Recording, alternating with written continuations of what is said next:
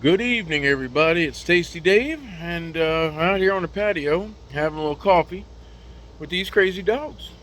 They're all running around like idiots. It's about 350 degrees out here, and they don't care. But they are starting to slow down now. They're slowing down, except for the fucking dipshit German short-haired pointer. This motherfucker just don't stop. He just running around like a loopy loony. Anyhow, that's not what I want to talk about today.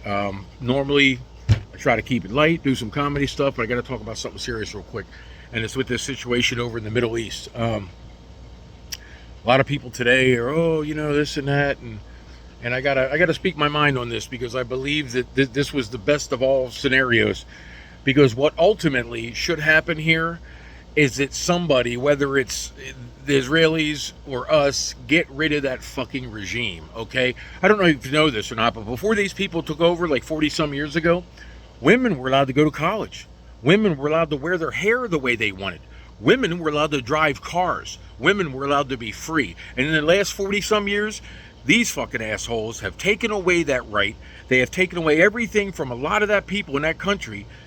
And they keep fucking with everybody.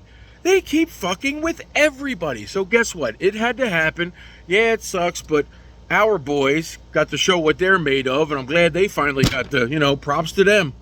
Jesus Christ, they tore some stuff up. Remember that, motherfuckers? Anyhow, and I believe for that country to get a whole new government where people can be free again, I think that's the ultimate goal, and to have no threat. You can't sit next to a state and keep telling them, death to them, and you're going to kill them and blow them up, and you can't do that for all that time and not think somebody's going to do something, especially when you start getting close to nuclear arms. Because if anybody was going to do some shit like that, it probably would have been them crazy motherfuckers.